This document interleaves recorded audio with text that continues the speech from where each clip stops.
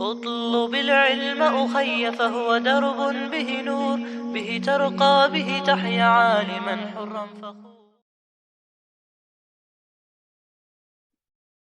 بسم الله الرحمن الرحيم الحمد لله رب العالمين وصلى الله وسلم على سيدنا محمد وعلى آله وصحبه أجمعين ما بعد.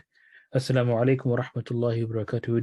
Dear beloved brothers and sisters, welcome to our discussion on al-Durr al-Mukhtar, and we were discussing previously the issue of ijab and qabul.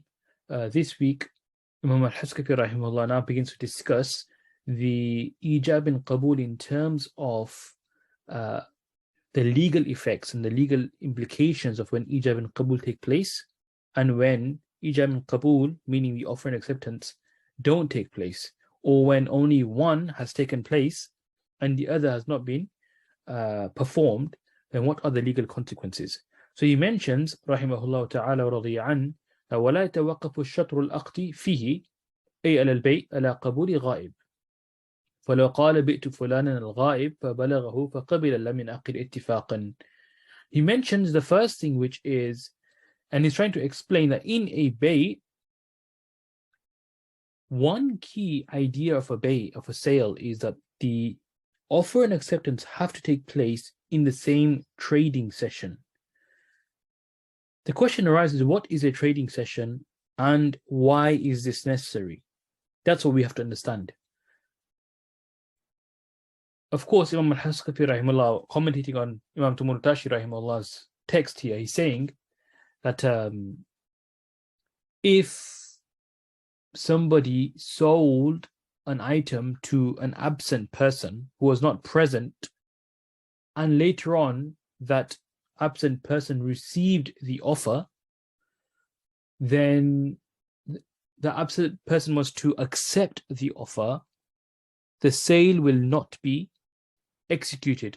Rather, there will be no sale. Lam yanaqid. There will be no sale which will be formulated. So a sale requires that the offer and acceptance take place in the same trading session, the same majlis. So a majlis is something wherein both parties are either physically, virtually connected, or even by proxy they're connected, and that there's nothing which breaks their kind of negotiation per se. A majlis ends by i'rad. The fuqaha discuss that a majlis, a trading session, ends by i'rad. What does i'rad mean? It just means to leave the trading session, or to show disinterest in the trading session, or to disapprove of the transaction in any way, shape, or form, or the offer. I'rad is rejection, in other words. So when i'rad takes place, it's rejection. So how is rejection manifested and displayed? Rejection is manifested and displayed through two ways, either by qawl or fa'al, meaning that either the person verbally or in writing clearly rejects what's being offered to him, or by conduct and action he rejects what's being offered to him. So if you are offering something to me and I say I'm not interested, that will be i'rad. That will terminate the trading session. Or you offer something to me for sale and I walk away. That will also be a form of rejection. And thereafter, the consequences. What's the consequences of i'rad? What's the consequences of rejecting your offer? The consequences of rejecting your offer, why is this so important to understand? It's because I can't then turn around and say, I accept, or I'm happy with the offer that you've made. And a sale cannot take place based on my supposed acceptance. Because once I have manifested, expressed rejection, either verbally or through conduct, through action, then the trade and transaction or the offer no longer stands. The offer no longer stands. The offer is now expires. And once the offer has expired, I cannot now demand that you sell to me based on a subsequent acceptance that I have made. This is a key thing, because what could happen is if you were to offer something to me and if this rule wasn't there, the question would be that until when does the offer remain intact? Now, previously, it was very unlikely that people would have, technology wasn't there, of course, right? And fiqh works on clear indicators. Fiqh works on clear signs. That's why the ta'alilat are very clear. When you get a ruling in a ta'alil, a legal rationale for it, underpinning it, they are very clear in what they are, which makes the hukum and ruling apparent. If this wasn't clear, then there would be chaos, there would be a ambiguity that when does the offer expire, right? There would be risk.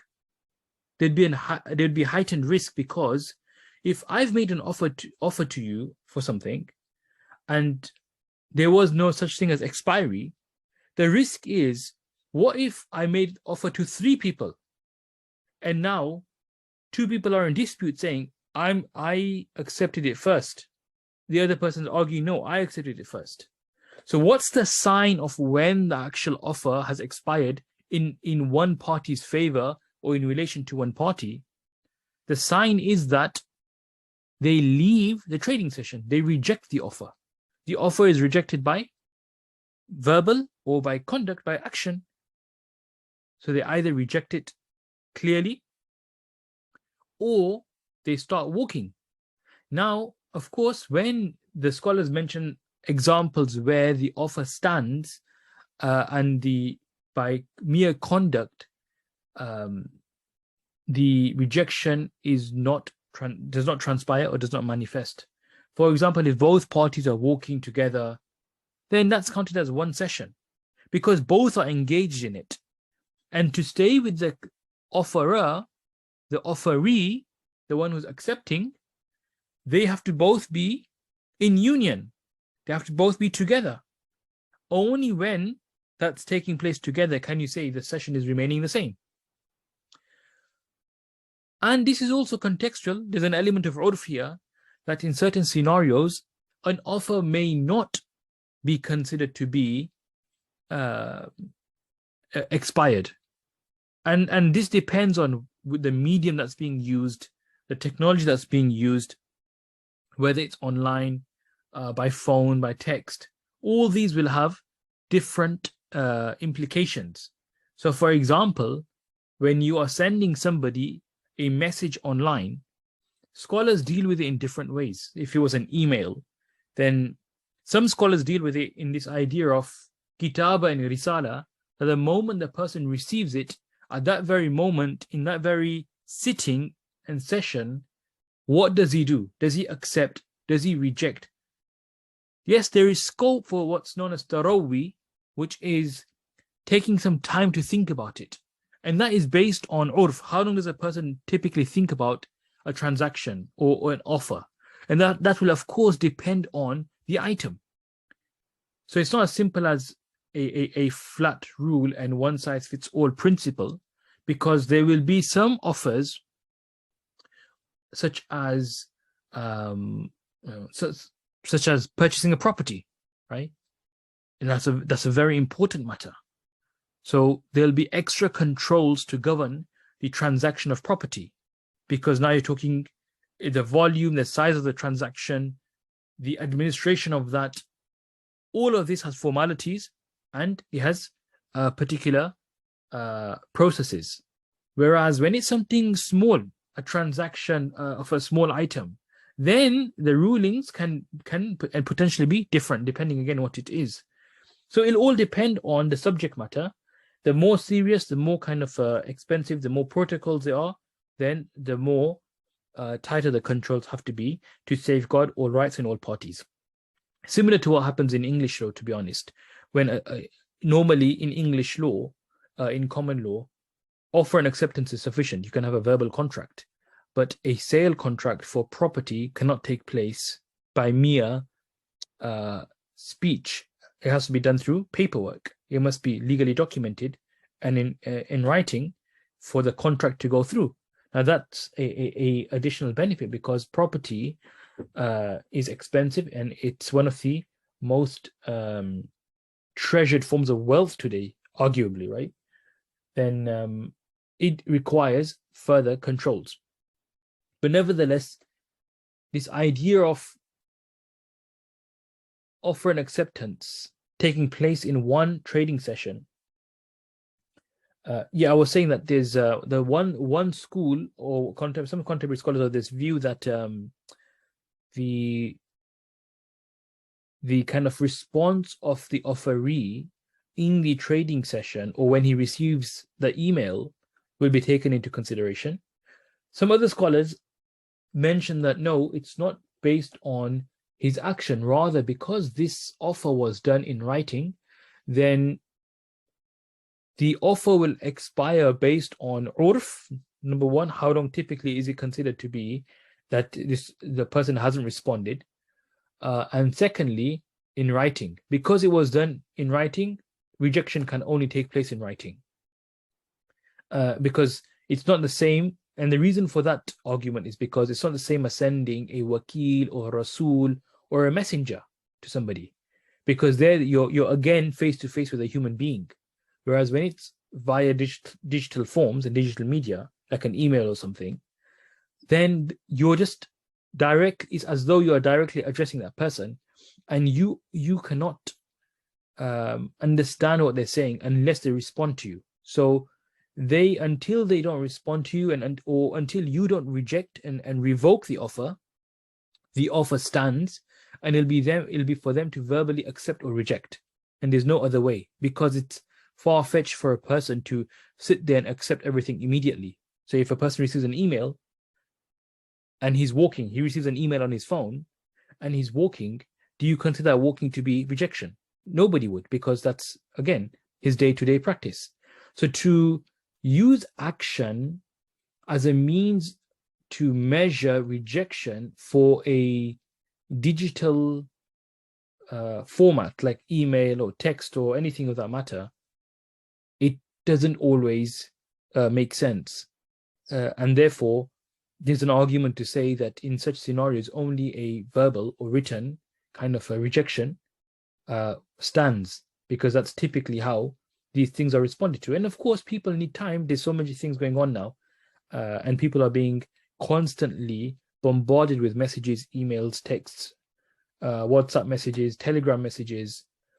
How does a person always respond to everything immediately? It's not possible. So to consider that majlis when they receive the kind of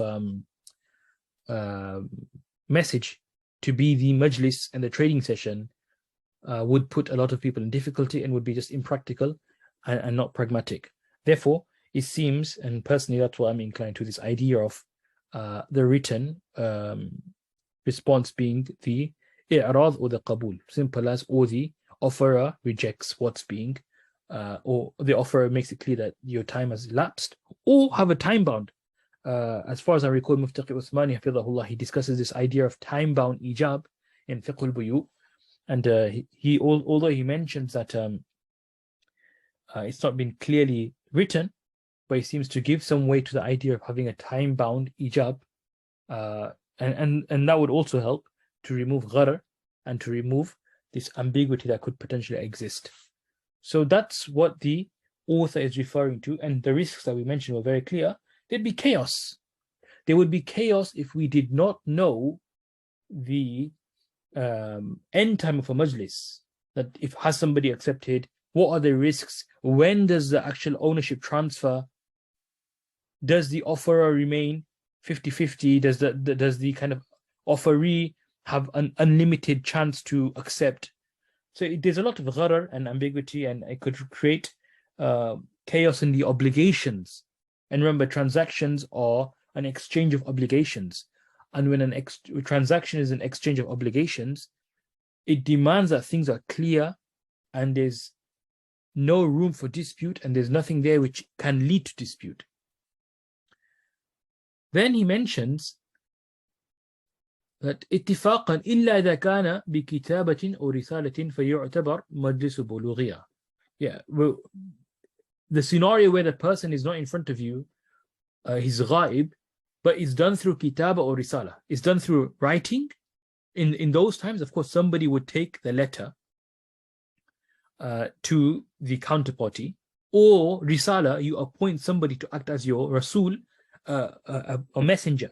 There's a difference between a rasul and a wakil. The difference is that a wakil is one who ascribes the huquq of the aqd to himself. So he'll say, I'm purchasing. He doesn't have to disclose that he's the agent. And a wakil can be summoned in court to argue and to represent the transaction. So he'll be the kind of principal when it comes to the counterparty. He'll be like the key person in terms of obligations, in terms of court appearances when being summoned, in terms of defending the transaction. A Rasul is simply a messenger in that he ascribes everything to his principal or to the one who has appointed him. That's a Rasul, meaning he's just a pass-through vehicle. He's no more than a pass-through.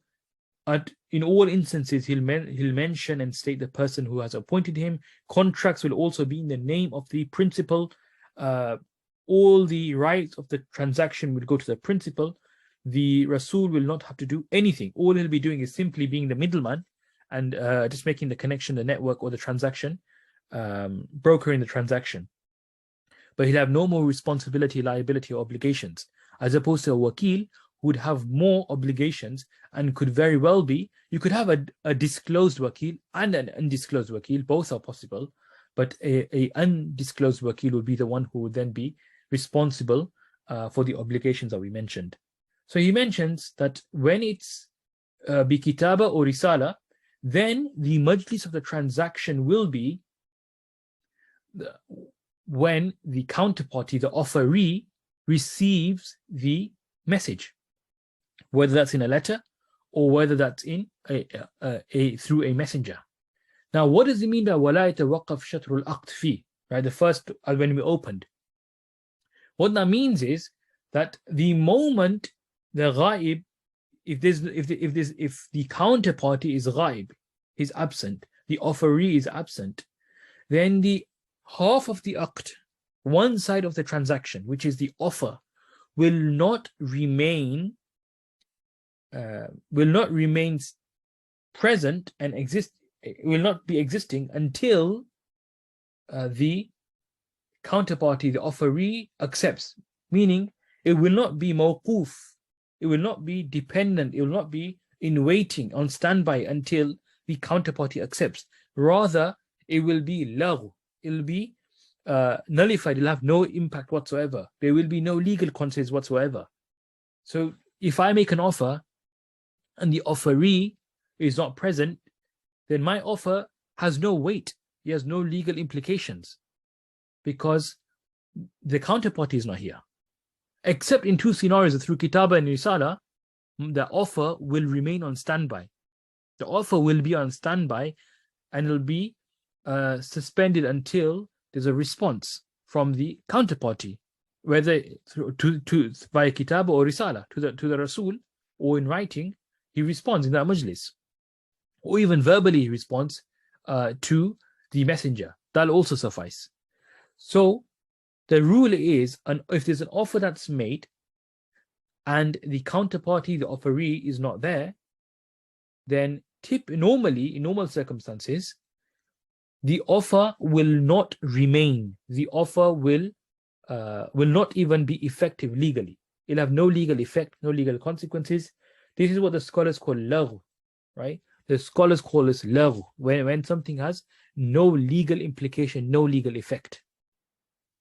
This idea of lagh comes in the discussion of qard. The fuqaha and scholars discuss that in qard, when you put a condition in qard, they do mention that conditions and shurut fasida are lagh in qard, in loans. So in a loan contract, if there's a shart fasid, the shart fasid will be lagh. Lagh means there's no legal implication. But that doesn't mean it's permissible to put these shurut fasida. Shurut fasida themselves are sinful. There's a difference between something being lagh and something not being permissible. So in terms of legal implications, it will not have any legal implications. But to put that clause in the contract will still be problematic. That will still be problematic. But the legal implications is not there. The Shuru of Majalla discussed this further in detail. And then he mentions كما لا يتوقف في النكاح الحظر على الأظهر خلافا للثاني فله الرجوع لأنه عقد معاوضة بخلاف الخلع والعتق على مال حيث يتوقف اتفاقا فلا رجوع لأنه يمين نهاية. He says, look, this is similar to nikah, right? So just because nikah is also min babil mu'amala, right? Although there's a difference, without a doubt, there's a difference between the mu'amala of nikah and mu'amala of bay, but they both fall under mu'amalat in that there's an exchange.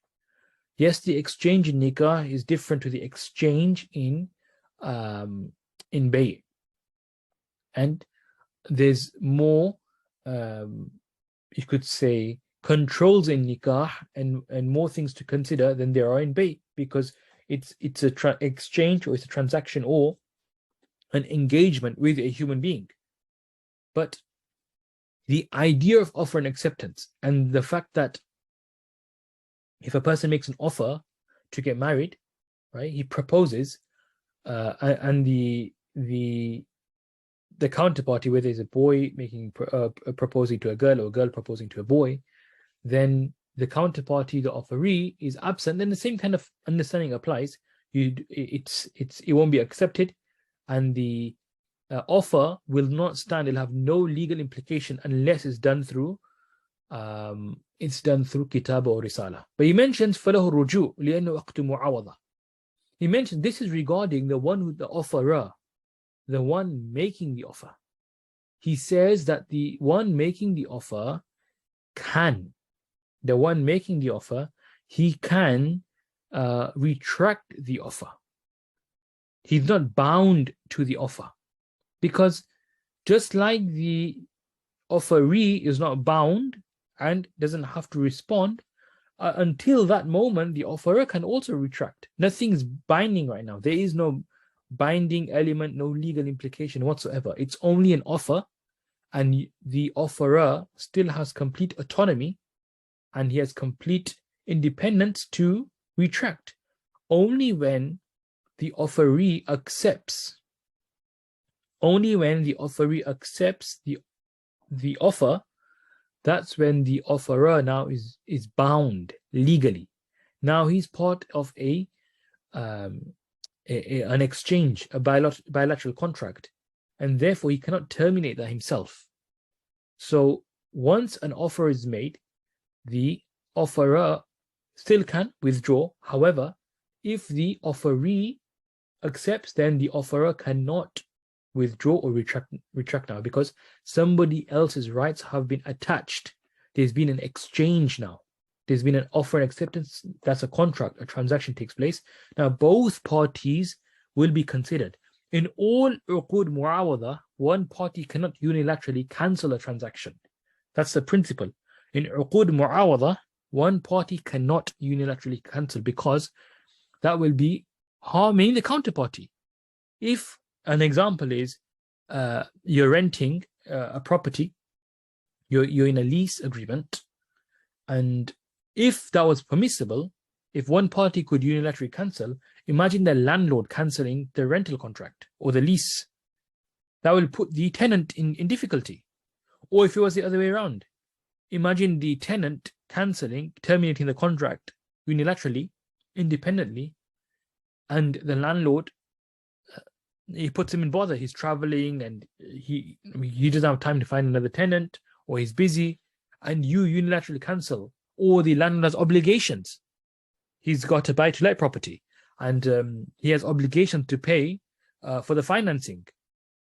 But you've cancelled.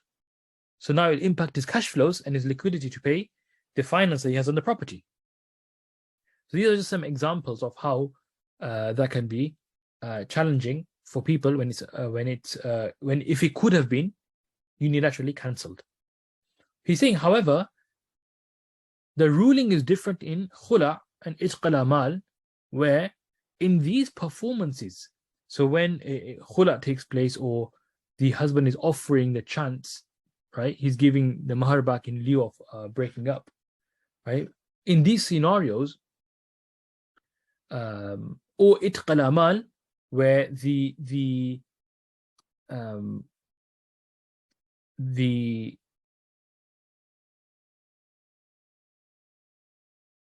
then he mentions بخلاف الخلع والعتق الأعمال that in these scenarios it's not a simple mu'awada from the outset. The Hanafi scholars are amazing at this, where they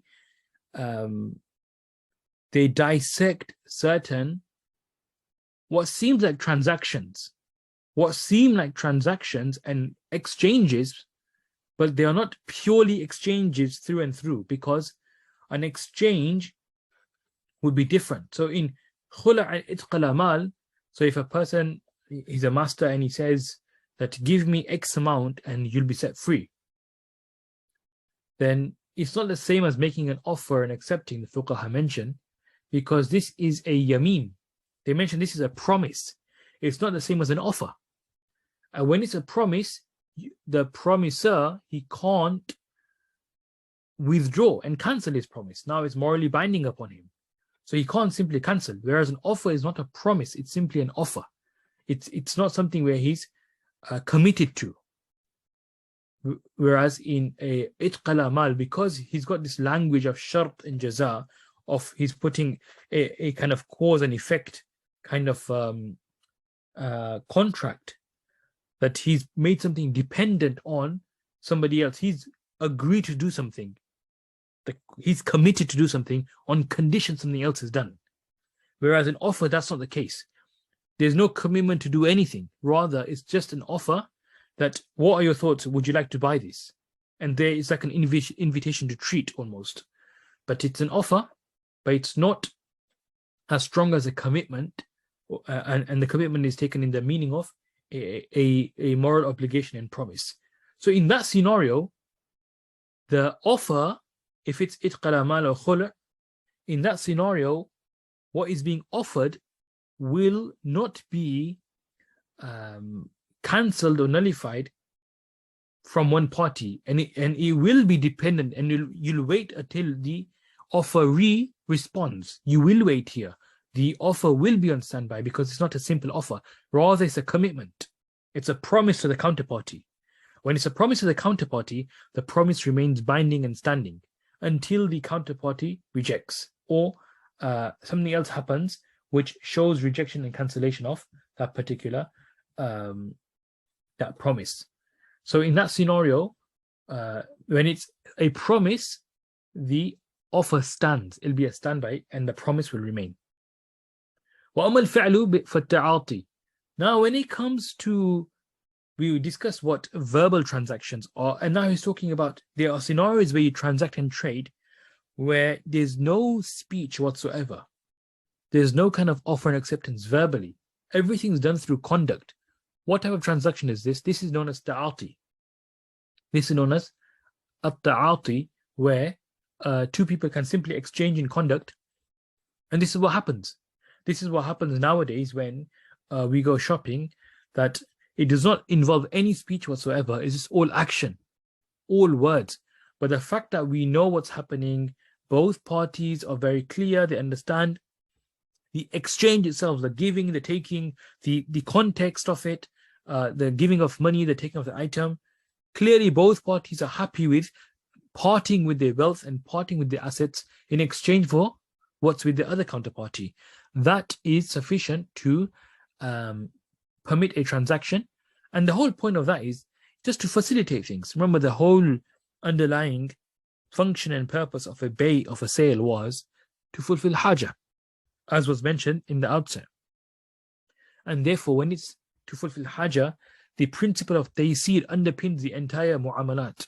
the principle of taysir, which is to make things easy as possible, underpin all of mu'amalat. So there's taysir, inherently there's taysir in mu'amalat, to make things easy for people to fulfill their needs.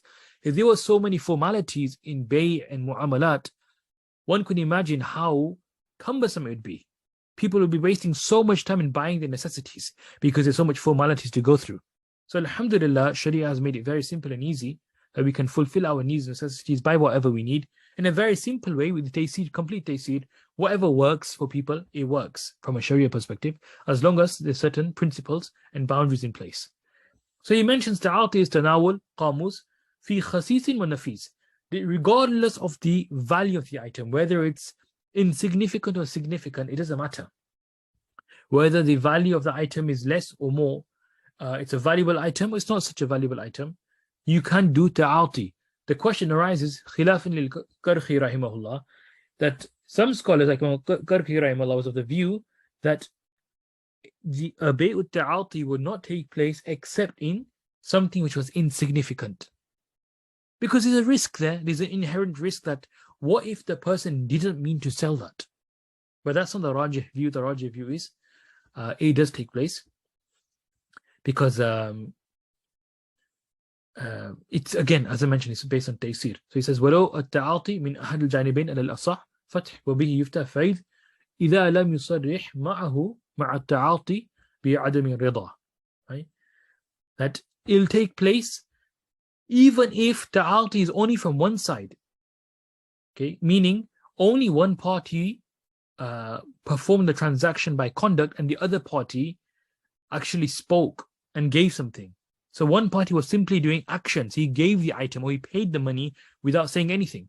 And the other party made an offer or acceptance. Even then, it'll be fine. As long as there was no explicit mention of not being consent with what's happening. Because when there's no tasrih, the dalala stands up here. And the dalala is strong, then enough as tasrih. So when there's tasrih is the strongest. When there's explicitness, it's clear. Otherwise, when there's nothing explicit, the kind of context, the dalalatul hal, the context of what's happening, which is a transaction, is sufficient to translate that the both parties are happy. And only then would a tasrih of not being consent suffer. They would need to have a tasrih of not being consent for the transaction to not go through. فلو دفع الدراهم وأخذ البطاطيخ والبائع يقول لا أعطيها بها لم ينعقد كما لو كان بعد عقد فاسد خلاصة وبزازية وصرح في البحر بأن الإيجاب والقبول بعد عقد فاسد لا ينعقد بهما البيع قبل متاركة الفاسد ففي بيع التعاطي بالأولى وعليه فيحمل ما في الخلاصة وغيرها على ذلك وتمامه في الأشباه من الفوائد إذا بطل المتضمن بطل المتضمن. He mentions that from that if he gives an example that if darahim were given and somebody took the kind of like the sale item and the seller says that I'm not going to give, somebody gives the darahim and the payer, the buyer, meaning the person buying the item, he takes the sale item, but the seller says, I'm not giving it to you in lieu of this amount. The sale will not be accepted. Because even though there's ta'ati taking place, because one party is given the darahim, he took the item, but there was tasrih now of not being happy with what's taking place. There's no consent. The transaction will not go through. And the transaction will not go through, just as a transaction does not go through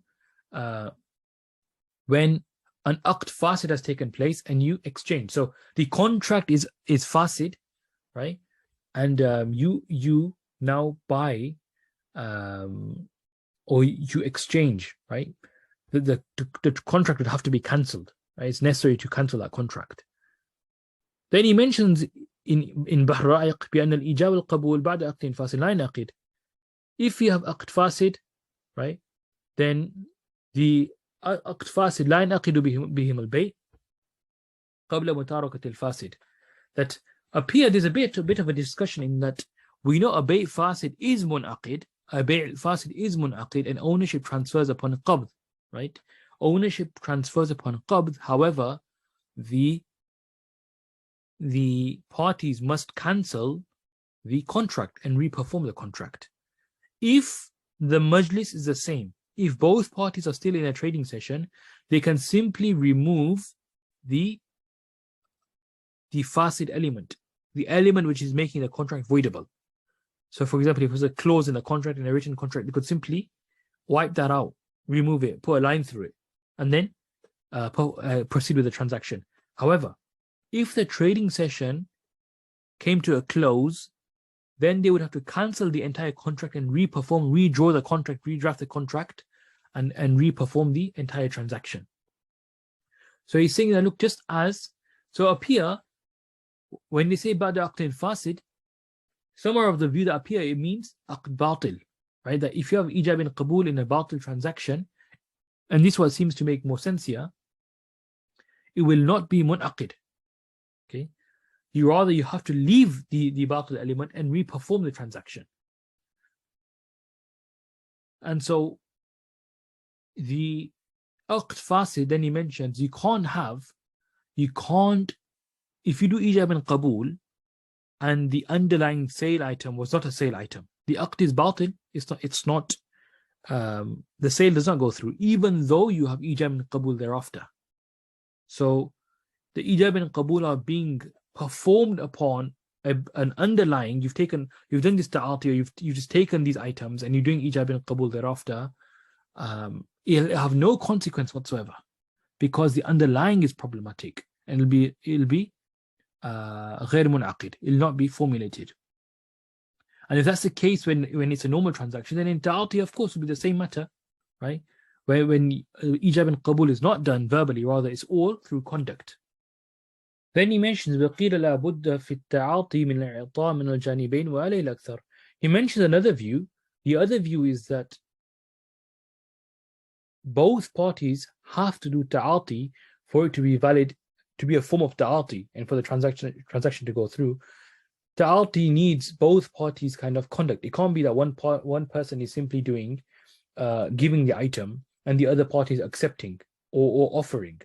Rather, the second view is ta'ati requires performance from both sides, conduct, action from both sides. And he mentions وَعَلَيْهِ الْأَكْثَرُ. So now there's an ikhtilaf when it comes in Hanafi fiqh, Hanafi usul al-ifta.